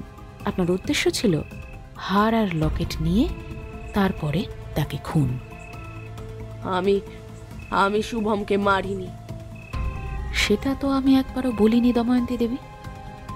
শুভমের বডি তো চেক করা হয়েছে এবং পাওয়া গেছে যে সে না খেতে পেয়ে এবং জলের অভাবে মারা গেছে। তারপর তার শরীরটা কুচি কুচি করা হয়, তাও কাঠের করাতে। আমি শুধু ভাবছি আপনি কতটা কষ্ট তাকে দিয়েছিলেন, জাস্ট বিকজ আপনি হাড়ের লোভটা ছাড়তে পারলেন না। এতগুলো খুন করার পরেও আপনি কিন্তু লোভটা ছাড়তে পারলেন না দময়ন্তী দেবী। তবে সে ছেলেও কম যায় না। রাজ ঐতিহ্য চুরির ফন্দি এঁটেছিল আর নিজের ফাঁদেই নিজে ধরা পড়ে গেল আর কি। যাকে তো এই শুভমকে লুকিয়ে রেখে আপনার লাভ যে সন্দেহটা ভালোভাবে আশুতোষের উপর পড়বে। ধন্য আপনি মিস্টার সেনগুপ্ত। এত বছর ধরে এই প্ল্যান আপনার শুধুমাত্র এই আশুতোষের থেকে প্রতিশোধ নেওয়ার জন্য। আপনাকে সত্যি ভাবতে পারছি না যে একটা মানুষের ভেতরে এত এত বেশি ঘৃণা থাকতে পারে। এদিকে কালু আমার লিস্টে কিন্তু ছিল না। পরে মাথায় এলো যে চম্পা নিজের মেয়ে প্রজ্ঞাকে আপনাকে দিয়ে দিলে একার সিদ্ধান্তে তো দেবে না, কালুর একটা মতামত থাকবেই। অতএব প্রজ্ঞা যে আপনার মেয়ে নয় সেটা চম্পার পর একমাত্র কালুই জানত। এটা আমি জানতাম না। প্রজ্ঞা মারা যেতেই কালু আমার সঙ্গে দেখা করে, বলে তার মেয়ে মরল কি করে। চম্পার খুনে ও কিছু বুঝতে পারেনি। বুঝতে পারলো পুলিশ যখন ওকে সন্দেহের জেরে ধরল। হারামিটা আমাকে ব্ল্যাকমেল করতে চেয়েছিল। ওকে আমি এমনিও মারতাম। কিন্তু ডেট সেটা না হলে তো আপনি খুন করতেন না। অমিত বাসুকে আপনার খুন করতেই হতো, কারণ একমাত্র সেই জানত ঘটনার দিন শুভম ফ্লোরে যায়নি। তাই জন্যই রত্না আমাদের সামনেই কালুকে খুনটা করতে বলে, যাতে কালু আপনার নামটা আমাদের না জানাতে পারে। পরিবেশ শান্ত। দময়ন্তী দেবী বসা, দামিনী আবার চৌকির কাছে এগিয়ে একটা কাগজ হাতে তুলে এনে দময়ন্তীর উদ্দেশ্যে বলে ওঠে, তা দময়ন্তী দেবী, কেন এই খুন? কিসের প্রতিশোধ আপনার? এত কিসের ঘৃণা? তুমি কি বুঝবে? তোমার কাজ খুনি ধরা। ভুল। আমার কাজ সত্যিটা বের করা। আশুতোষের উপর আপনার এতটাই ক্ষোভ যে সত্যিটা জানার চেষ্টাই করলেন না। সত্যি? কিসের সত্যি? সন্তান। আপনি সন্দেহ করেছিলেন যে আশুতোষ ইচ্ছাকৃত আপনাকে কোনোদিন কোনো সন্তান দেয়নি। আপনি না বিজ্ঞানের ছাত্রী? একবারও আপনার মাথায় এলো না যে সমস্যাটা আশুতোষের দিক থেকেও থাকতে পারে? সারা জীবনের পড়াশোনার সার্টিফিকেটগুলো গঙ্গায় ছুঁড়ে ফেলে দিন। মানে? দময়ন্তী জিজ্ঞেস করতেই দামিনীর হাতে ধরে রাখা কাগজটা ওনার দিকে এগিয়ে দেয়। কি এটা? সুদের ব্যালেন্স শিট। সুদটা বুঝে নিতে হবে তো এবার, কারণ আসলটা তো আপনি কোনোদিনই পাবেন না। আশুতোষ কোনোদিনই বাবা হতে পারতো না দময়ন্তী দেবী। তার স্পার্ম কাউন্ট লো। না, মিথ্যে বলছো। মিথ্যে বলে আমার কি লাভ? এই রিপোর্টটা তো আমি করাইনি, সুশীলা দেবী এটা নিজে করিয়েছিলেন। আর এরপরই তিনি ফার্টিলাইজেশন ল্যাব থেকে স্পার্ম কালেক্ট করে শুভমকে গর্ভে আনেন, যেটা আশুতোষ জানতো না। পরে জেনেছিল, কিন্তু লোকলজ্জার ভয় সেটা পাবলিক করেনি। এটাই পুরুষদের বড় সমস্যা। পুরুষরা সব কিছুর সাথে কম্প্রোমাইজ করতে পারে, কিন্তু নিজের কোট আনকোট পৌরসত্বের সাথে নয়। ভুলটা এখানেই করে ফেলে। আশুতোষের ক্ষেত্রেও তাই। সেই জন্যই সে নিজের এই দিকটাকে নিজের দুর্বলতা ভাবত, আর তাই সেটা থেকে নিজেকে জোর করে বের করার জন্য মেয়েদের মধ্যে ডুবিয়ে রাখত নিজেকে। আপনি বেকার সন্দেহ করলেন। যান, আপনি বাড়ি যান, আর কাগজটাও নিয়ে যান। কাগজ নিয়ে আমি আর কি করব? কেন? বর্তমানে আপনি প্রাক্তন। সুশীলা ছেলেকে হারিয়ে সুদের ব্যালেন্স শিট নিয়েছে। আপনি শাস্তির ব্যালেন্স শিটটা নেবেন না? সেটা তো হতে পারে না দময়ন্তী দেবী। আমি তো সেটা হতে দিতে পারি না। আমার চোখে আপনি খুনি, আপনি দোষী। পুরো প্ল্যান আপনার, কিন্তু আইনের চোখে আপনি আবার নির্দোষ। আইন কাগজ বোঝে, মুখের কথা বা সন্দেহ নয়। এবং সে আপনার অনুগত। তাই আপনিও জানেন আর আমিও জানি, কোর্টে রত্না নিজের নামেই চালাবে সমস্ত কিছু। কারণ যাবতীয় খুনের প্রমাণ রত্নার নামে। এমনকি আপনার ড্রাইভার বলেও কেউ নেই, সেটাও ছদ্মবেশে রত্নাই। সর্বরীর বাড়িতে প্রথম যেদিন যান, সেদিন ড্রাইভিং সিটে রথিন ওরফে রত্না ছিল। সর্বরী ওর স্টিয়ারিং ধরে থাকা হাতটা দেখেছিল, যে হাতটায় ছিল একটা পোড়ার দাগ। পরে রত্নাকে ব্রাঞ্চে দেখা মাত্রই সর্বরী আমাকে সেটা জানিয়ে দেয়। আপনার নাম খুনের সাথে বসানোর রাস্তা নেই, তাই আপনি ফ্রি। আপনার নাম খুনের সাথে বসানোর রাস্তা আমার কাছে নেই, তাই আপনি আইনের চোখে ফ্রি। কিন্তু আপনাকে তো আমি এত সহজে ছেড়ে দিতে পারি না দময়ন্তী দেবী। তাই এই ব্যালেন্স শিট, এই আপনাকে শাস্তি দেবে। এবং অযথা সন্দেহের জেরে যে আপনি এতগুলো খুন করলেন, সেটা নিয়ে আপনি সারা জীবনের পর ভাববেন। বাড়ি যান। আর আমার বিষয়ে একটি বিশেষ কথা হলো, আমি ভাগ্য মানি না। আমি যেমন কাজ করব, ফল আমি তেমনই পাব।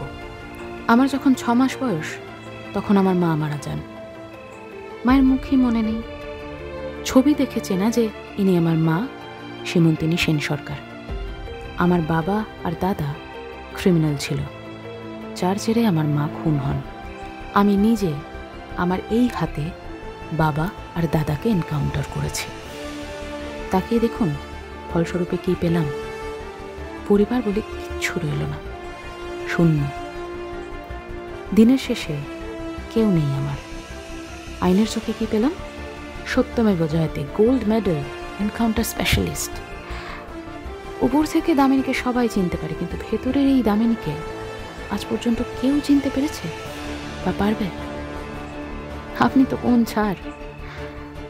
আমাকে বুদ্ধির জেরে মাপতে এসেই সব থেকে বড় ভুলটা করলেন দময়ন্তী দেবী। আপনার একটা ভুল সন্দেহই আপনার সব কিছু নষ্ট করে দিল, সব কিছু। আজ দিনের শেষে আপনিও একা।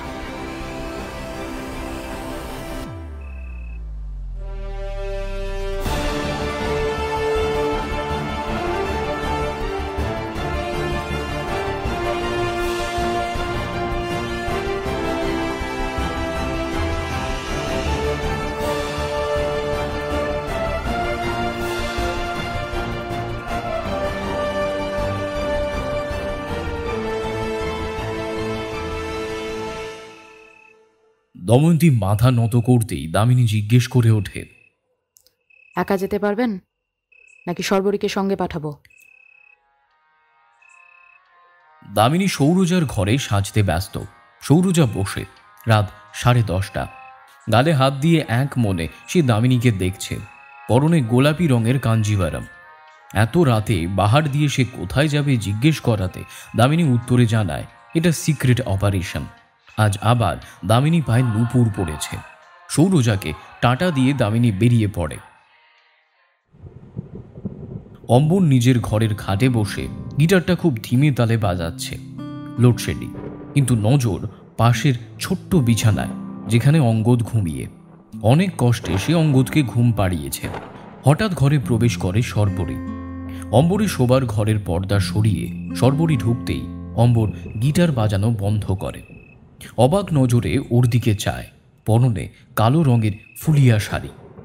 মোমবাতির শিখা হাওয়ায় দুলে চলেছে। রাতের আকাশে ক্রমাগত ঝিলিক দিচ্ছে বিদ্যুৎ, কিন্তু বাজের শব্দ তেমনভাবে প্রকট নয়।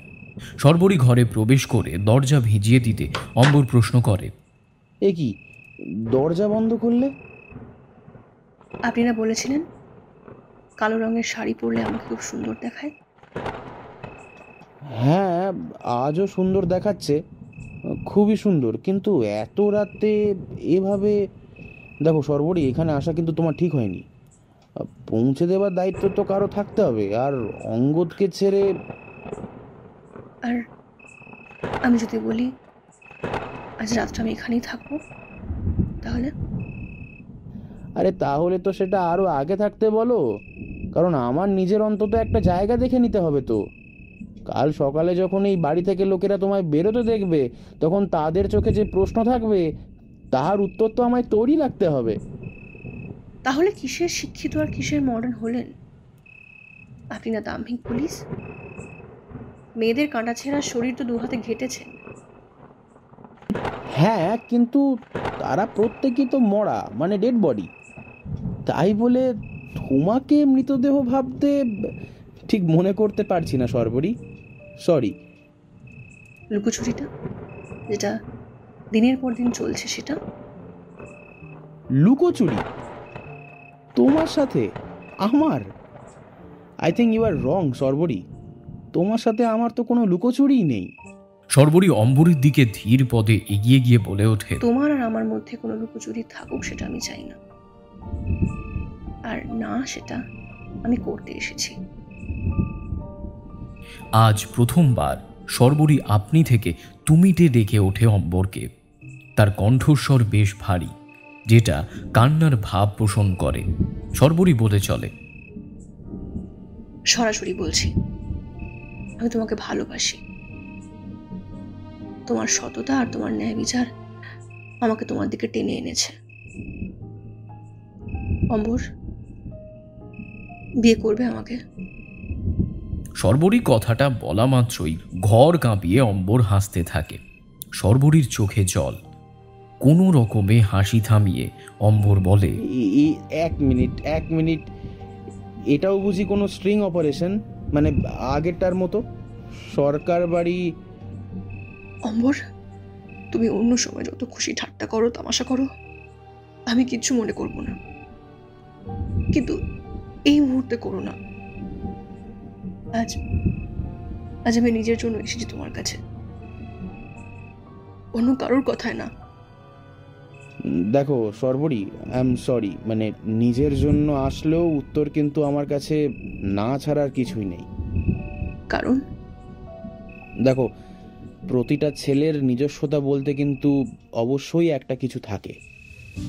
স্বয়ংবরে হয়তো মেয়েরা তাদের স্বামীকে বেছে নেয় ঠিকই, কিন্তু সেখানে ছেলেদের ইচ্ছে জিজ্ঞাসা করা হয় না, আর এই পন্থায় আমি একদমই বিশ্বাসী নই। অমর, কেউ না জানুক, আমি জানি অনিশকে তুমি সব থেকে বেশি ভালোবাসতে, কারণ তুমি মনে করতে যে বর্দা ডাকের যে পরিচয় সেটা ওই তোমায় প্রথম দিয়েছিল। সত্যি যদি ওকে এতটাই ভালোবেসে থাকো, তাহলে এটাও নিশ্চয়ই চাও যে ওর আত্মা শান্তি পাক, ওর ইচ্ছা পূরণ হোক। অনিশেরও ইচ্ছে ছিল যে আমি তোমার হই। দেখো সর্বরী, একটা কথা শোনো, ভালোবাসা অনেক রকমের হয়, কিন্তু এই মুহূর্তে তুমি কোন ভালোবাসার কথা বলছো আমি ঠিক বুঝতে পারছি না। তবে কোনো ভালোবাসারই কিন্তু কোনো আদান প্রদান থাকতে পারে সেটা আমি মনে করি না। আচ্ছা সত্যি করে বলো তো অম্বর, আমি অনিশের বান্ধবী বলি তোমার আপত্তি? তার আগে তুমি আমায় বলো, আমি অনিশের দাদা বলে কি তোমার এত আগ্রহ? বউ না হোক, প্রেমিকার দরজা তো না হয়। ছি সর্বরী, নিজেকে এতটা ছোট করো না। তোমাকে মোটেও কিন্তু এইরকম রূপে একদমই ভালো লাগছে না। তুমি তো এরকম ছিলে না, তুমি তো বরাবরই অন্যরকম। সময় মানুষকে দিয়ে সবকিছু করাতে পারে, এটা তো তোমারই কথা। দেখো, সময় মানুষকে কি করাতে পারে না পারে সেই সমস্ত ব্যাপারে আমি কিন্তু কোনো উত্তরই দেব না। সময় আগেও ছিল, এখনো আছে, পরেও থাকবে। তবে সময়ের সাথে আমার উত্তরও কিন্তু বদলাবে না। মুহূর্তের মধ্যে কান ঝাঁঝরা করা একটা বাজ প্রতিধ্বনিত হয়ে ঘরের পরিবেশকে আরো গম্ভীর করে তোলে। অঙ্গদ সামান্য নড়ে ওঠে ভয়। খাটের উপরে বসে নিয়ে চোখের জল মুছে সর্বরী আবারও বলতে থাকে, যাকে ভালোবাসো তাকে মুখে না বলে তার জন্য অপেক্ষা করা বুদ্ধিমানের কাজ না। আর যাই হোক, সে মহান প্রেমিক না। মহান মহান কিভাবে হওয়া যায় আমার জানা নেই। আমি অতি সাধারণ একটা ছেলে, গিটার বাজাই, সিগারেট খাই, হুটপাট কথা বলি, আর একজনকে খুব ভালোবাসি, ব্যাস এইটুকুই। যদি এগুলো মহানের প্রমাণ হয় তাহলেই আমি মহান। একজন মেয়েকে তিরস্কার করাতে কোনো সাধারণত্ব নেই, অসাধারণত্ব নেই। মানুষে তাকে কাপুরুষ আর নপুংসক ছাড়া কিচ্ছু ভাববে না। তোমার রাগ কিন্তু এখনো সেভাবে প্রকাশ পাচ্ছে না সর্বরী। বাড়ি ফিরে যাও, আমরা অন্য কোনো দিন হয়তো এটা নিয়ে আলোচনা করব। সময় তো আর পালিয়ে যাচ্ছে না। তোমাকে তো বললাম, সময় আগেও ছিল, এখনো আছে, পরেও থাকবে। না, তোমার উত্তর যতক্ষণ না হ্যাঁ হবে ততক্ষণ আমি ছাড়বো না, আমি কোথাও যাবো না। দেখি তুমি কি করে আমায় বের করে দিতে পারো। তাহলে হাত ধরে টানতে টানতে আমাকে বাড়ি থেকে বের করে দাও। দেখো, আমি যে সেটা মোটেও করব না এটা তুমি ভালো করেই জানো। আমি সেরকম ছেলেও নই, আর আমার আইনে এরকম কোনো কাজও কিন্তু লেখা নেই। অম্বরের এই কথায় সর্বরিয়া নিজেকে ধরে রাখতে পারল না। কাঁদতে কাঁদতে অম্বরের দুই কাঁধে ভর দিয়ে উঠে দাঁড়িয়ে বলে চলে, আইন আর মন দুটো এক জিনিস না অম্বর, এক নয়। কেন বুঝছো না? নিজের সাথে লড়াই করে মান লাজ ভুলে আজ তোমার কাছে এসেছি। আমায় ফিরিয়ে দিও না। তুমি দামিনীকে সারা জীবন ভালোবাসো। আমি কিচ্ছু বলবো না, কোনোদিন প্রশ্নও করবো না। যদি ইচ্ছা না হয় আমার থেকে মুখ ফিরিয়ে রেখো, কিন্তু ওই দামিনীর থাকা তোমার ওই মনে একটুখানি জায়গা আমাকে করে দাও অমর। আমাকে ফিরিয়ে দিও না, আমাকে ফিরিয়ে দিও না অমর, আমাকে ফিরিয়ে দিও না। দেখো সর্বরী, তোমার সাথে তো আমার একটা সুন্দর বন্ধুত্বের সম্পর্ক ছিল। মানে নিনাদের থেকে বেশি ভরসার জায়গায় তোমায় রেখেছিলাম। মনে করেছিলাম দামিনীর পর যদি আমায় কাছ থেকে কেউ বোঝে সেটা হলে তুমি। নিজের স্বার্থে আজ কিন্তু সবটা একেবারে জলাঞ্জলি দিয়ে দিলে। হঠাৎ একটা দমকা হাওয়া এসে ঘরের মোমবাতিটা নিভিয়ে দেয়, আর সেই ঘরে থাকা দুজনে ছন শব্দ শুনতে পায়। মনে হলো কোনো একজন ভেজানো দরজার উপারে দাঁড়িয়ে এদের দুইজনের কথা শুনে চলে গেল। ঘরে থাকা দুইজনের মনেই সন্দেহ থেকে গেল, কে সে?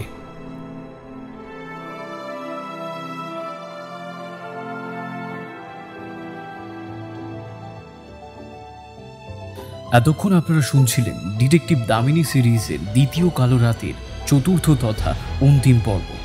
গল্পটি আপনাদের কেমন লেগেছে তা অবশ্যই কমেন্ট সেকশনে জানাতে ভুলবেন না।